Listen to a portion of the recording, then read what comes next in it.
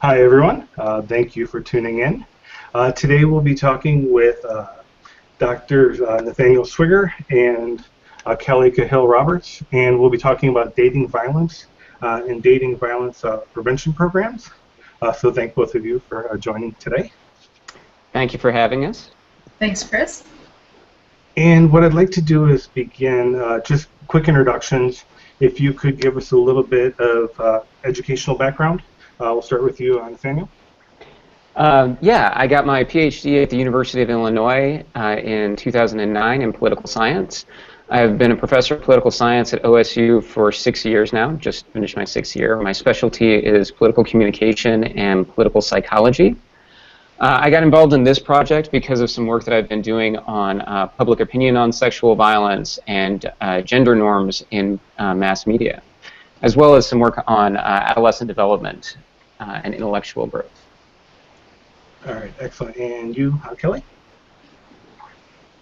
Hi, everybody. I'm Kelly Cahill Roberts, and I earned my PhD at Ohio University in counselor education and supervision.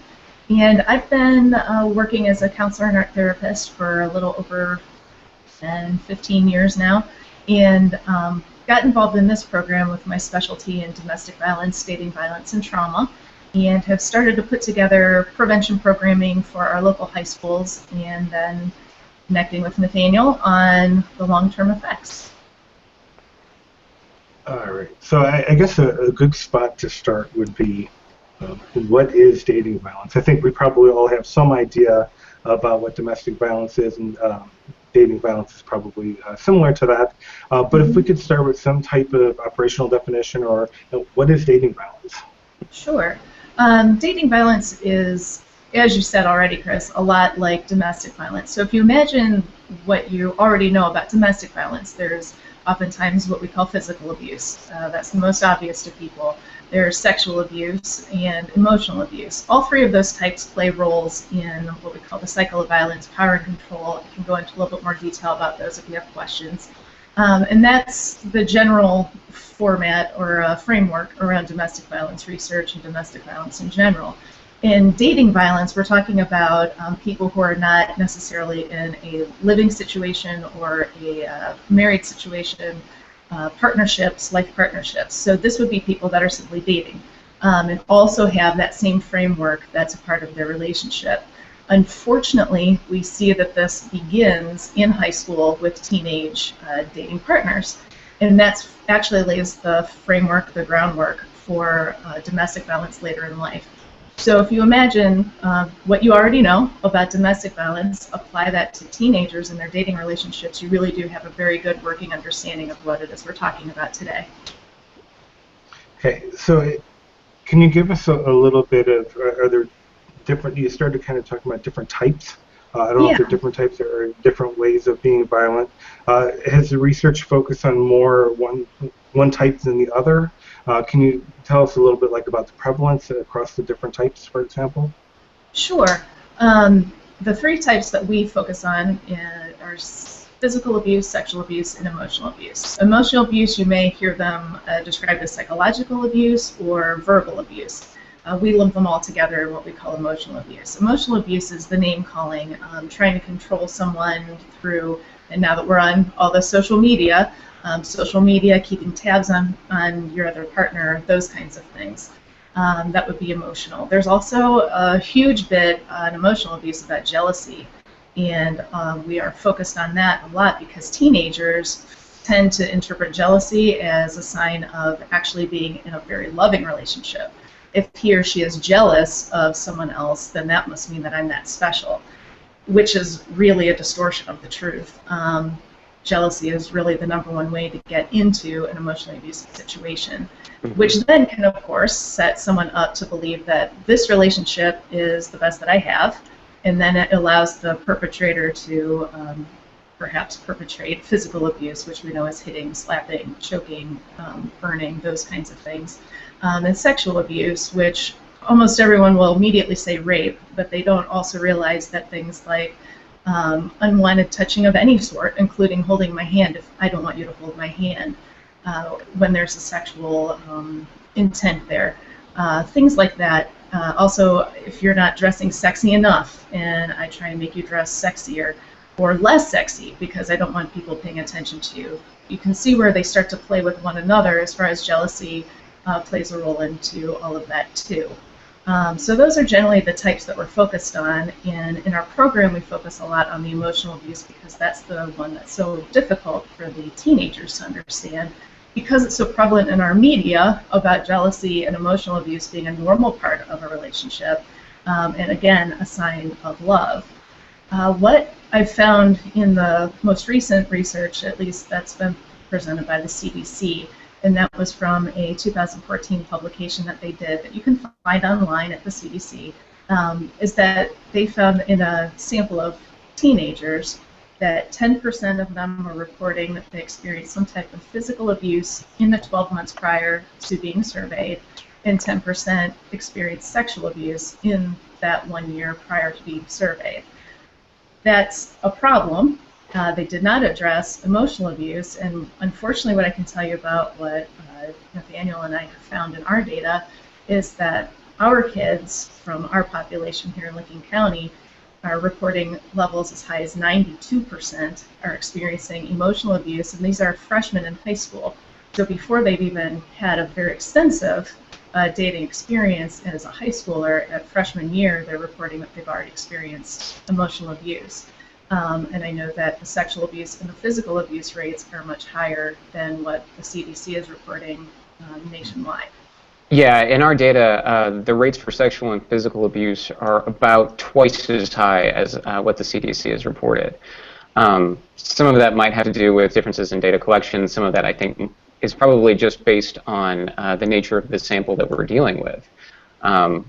We've got a group that's socioeconomically a little bit more vulnerable, maybe doesn't necessarily have the structured home life or positive role models in their own life that can help them avoid these kinds of things. So just a quick question. So I'm assuming most of the research is on domestic violence, and there's less research on dating violence. Is that true or no?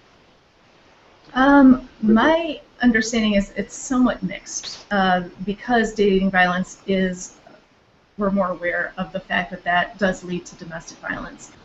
Over the years, sure, if we want to take a pile of domestic violence data and a pile of dating violence data, we probably have less dating violence data to date, but I know that that is a big push right now to find out more about what is really happening before people are forming lifelong partnerships that lead to domestic violence. Although a lot of that, and some of it is focusing on high school, but a lot of that is now centered on college and dating violence on campus, which is obviously a problem, but most of the research that we're trying to deal with and the prevention that we're trying to do is basically to hit them earlier than college. Mm-hmm. And I would also say that the dating violence research is somewhat difficult for many people to do because we're talking about minors. So not only do we have to go through asking the minors themselves what's going on, but we need parental consent in order to do that. There are many parents that are resistant to allowing their children to report such things for a variety of reasons, some that we know and some that we don't. The ones that we know are when parents say that it's their job to teach their children about dating violence and healthy relationships. They don't care for someone else teaching their child about that. I can completely understand that and respect that. Some parents also just don't want to give an answer, and then the way that the student reports that they're not allowed to participate kind of leads us to believe that there might be something more going on at home, which then puts that student at more risk. So before we get into too much specifics, I'm wondering, can you give me a sense or give us a sense of what the research is like? So I would have to imagine that there's, you need statistics. So you need to go out there and you need to get statistics somehow. I'm assuming a lot of this is through like self-report. What are the different techniques that people are using to gather this data? So that's kind of one question. But then I'm assuming there's also a line of research that's really focusing more on the prevention programs. Do the prevention programs work? What are the different types of programs? So can we start with kind of the first question, and what are the different ways you can go about collecting get the statistics across different populations, either at the high school level, college level, and so on.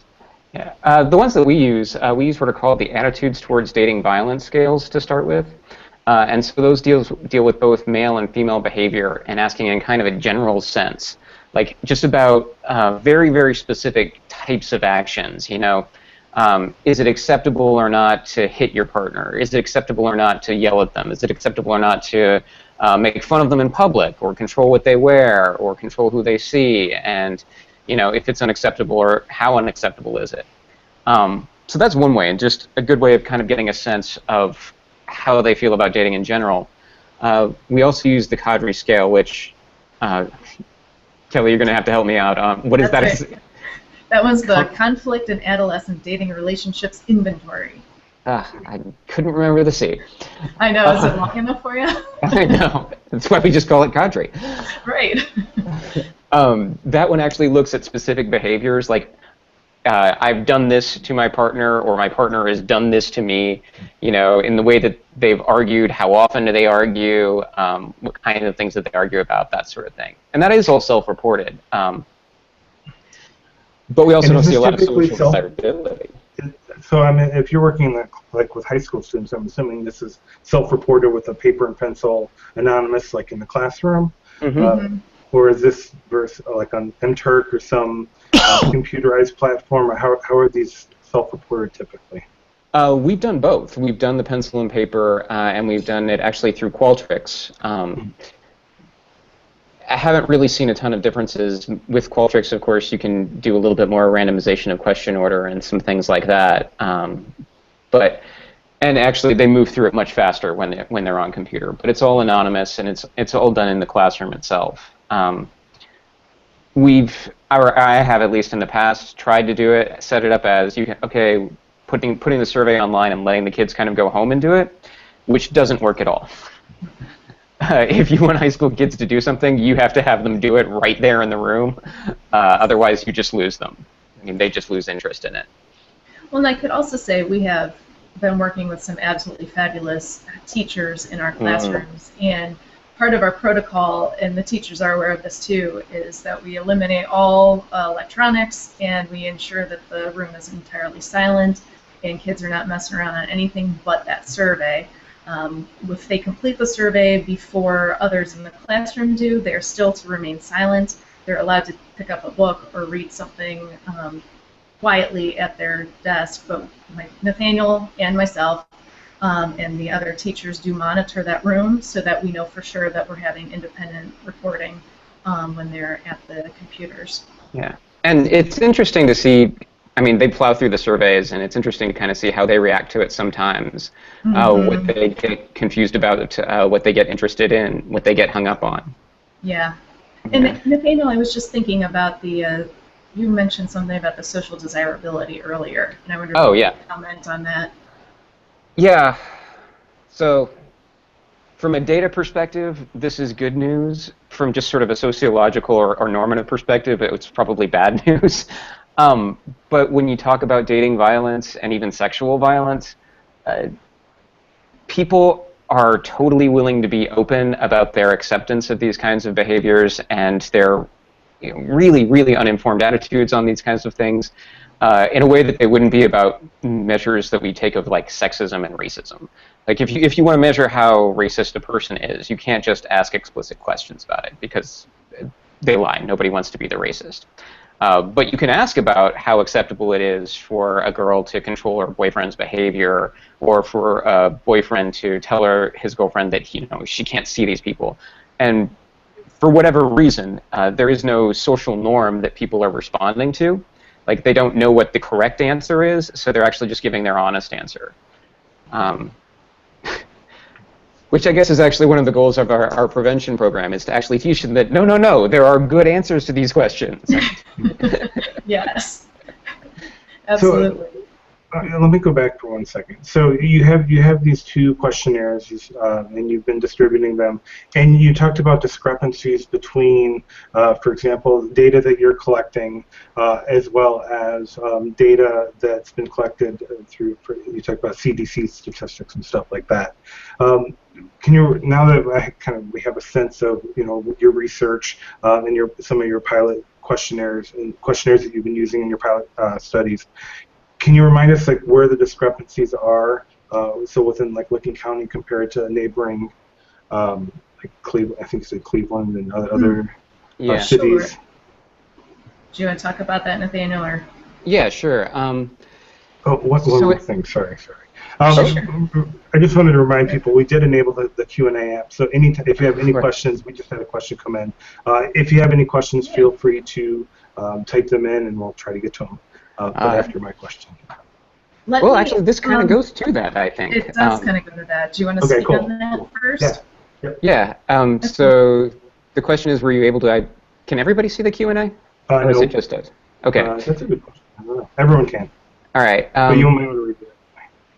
Yeah. Were you able to identify primary motivational factors in violators? Did you identify entitlement, for instance, or resentment, or inadequacy? Great question. So we've been looking both at individual level factors as well as socioeconomic and social level factors. We didn't actually find any individual personality drivers, which was a little bit unusual. In some higher research, they found personality factors to be a bigger deal, which didn't really come up for us. There were a couple of social and economic factors that you'd expect. Kids from lower income households tend to display more acceptance of dating violence in general. Race was a factor, though there was racial and gender interaction, which was kind of interesting. In the research that we did, we found that black males tended to have higher levels of acceptance of dating violence. However, African American females actually had much lower levels. So there's clearly some interesting racial and gender dynamics going on there. I'm trying to think of some of the other bigger ones. There was the cheerleader athlete factor. We took a look at, we measured what kind of social activities the kids were involved in, and all kinds of clubs, basically every club that they could have possibly, or every extracurricular activity, I guess I should say, that they could possibly be involved in. And that includes art and drama and things like that too. Yeah, all of the academic stuff as well as the athletic stuff. And we did find that, there's a correlation between athletics and higher acceptance of dating violence in a lot of cases. Which was not unexpected, but is certainly troubling.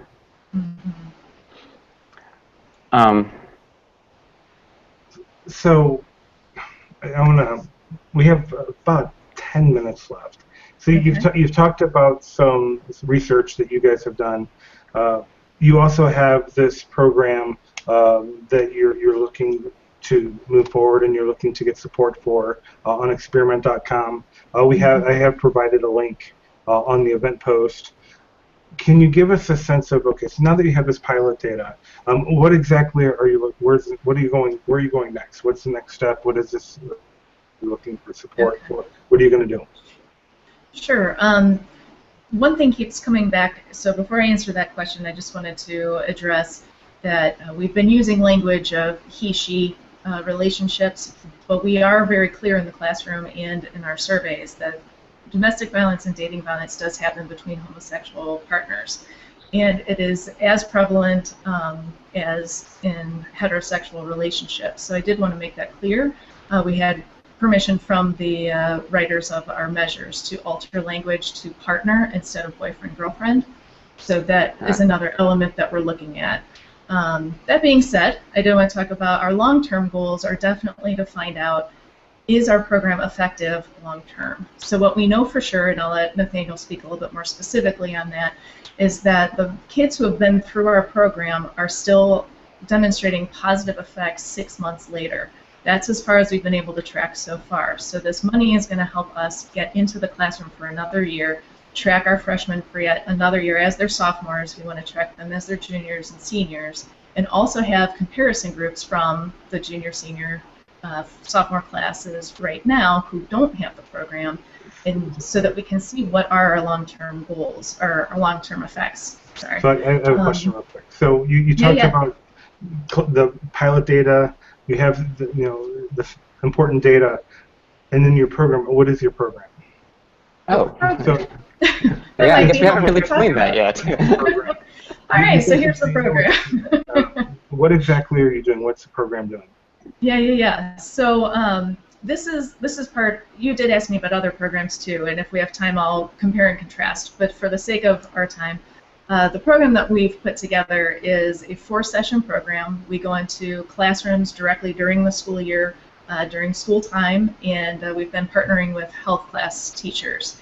The reason for that is because we catch as many freshmen as possible, since that is a required class for many freshmen. Of course, we're sprinkled with sophomores, juniors, sometimes seniors in that class, but that only helps enhance our discussion. So what we talk about are healthy relationships. That's our focus. We want them to have healthy relationships, and in doing that, we're teaching them about these dating violent behaviors, that cycle of violence I mentioned earlier, issues of power and control, and how that looks in a teen relationship. We also talk about media influences, how to critically think about the relationships that they're viewing in real life, maybe on the TV, in their movies, in their books. That books are really big right now, which is an excellent thing for us academics. So we're helping them critically think about it so that they can determine what is healthy, what is unhealthy, in the goal, of course, that they have a healthy relationship. So we put all of that out for them in about 4 days. We also have a victim of domestic violence and dating violence who comes in and speaks directly to the students in the classroom, and that has had, I would say, the most impact in our qualitative data. That is by far the session that kids report was the most helpful for them to really understand how this all works. So we lay down the groundwork, myself and my co-creator, Jenny Morris, here in Ohio. And we lay down that groundwork. Our guest speaker comes in to reinforce the points and how it works in real life. Then we focus on how to have a healthy relationship, because our survivor is now in a healthy relationship, so she takes you through the whole story. And then it's on that very last day that we then collect the data from the students who had been in the program. The benefit to our version is that it's short and it's still showing long-term effects, and that we have professionals from the field going in to speak to the students directly and victim straight to the students. So when you talk about, well, short, you said like 4 sessions plus the speaker, and then how far out, you said you see some evidence that there's some long-term effects. How far out are you going? Well, as Kelly said, we went back in and collected data 6 months after the program had ended. So we collected data right after, like literally the day after the program ended as our first point, from both the kids who'd gone through it as well as our comparison group. And then we went back and did follow-up surveys 6 months later. And, you know, you'd expect to see, of course, immediate program effects just because there's going to be a priming effect, if nothing else. But we know that priming effects typically don't last very long. So what we're really excited about is the fact that when we went back 6 months later, by which point they, could have easily forgotten everything that we'd ever told them, we did actually see noticeable improvement both in attitudes as well as behaviors. So the really cool one that we were really excited about, the kids who were talking about current relationships and their dating violence in current relationships showed demonstrably healthier habits than kids who hadn't gone into the programs. So basically every kid that we talked to essentially had some experience with at least emotional abuse. But for the ones that were in the program, when they talked about those kinds of things, at least, they were talking about it in the past. Like, when they talked about their current relationships, they didn't have those kinds of that kind of abuse in it, and so that's really heartening. That's really something that we're excited about. Yeah, that was the best news ever. Yeah. So this project is going to expand how? Now that we have a sense of what the program is, what you've done in the past, you've gone out 6 months, and it seems to have a lasting effect. Where are you going now? Well, I'm sorry, Nathaniel. Oh, no, I think we're going to say the same thing. Okay. Ideally, we're going to keep tracking them. Ideally, we go back, Jenny and I go back in the fall and deliver the program to another set of freshmen, and then Nathaniel and I are able to collect data from that new group as well as our group from last year. Our school that we're focusing on right now is Licking Heights High School, and they've been fabulous in helping us with this project and helping us with getting the computer systems all up, and so this all will work. And we're looking at Newark High as our other high school that we're going to focus on this year, provided, again, that funding comes through. So we're all really excited and hopeful that we're able to not only continue following the data line that we've already started at Licking Heights, but then begin to expand that out to other high schools here in Licking County and definitely beyond that.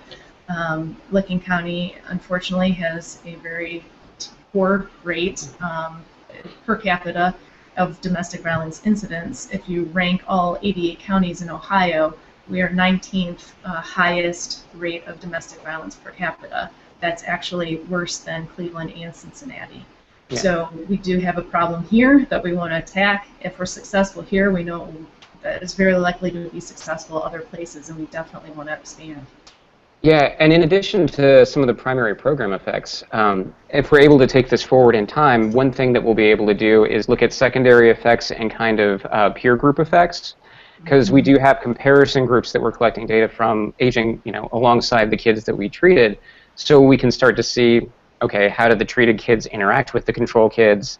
Are they spreading what they know? Is that actually changing the culture in the school in a way that's interesting?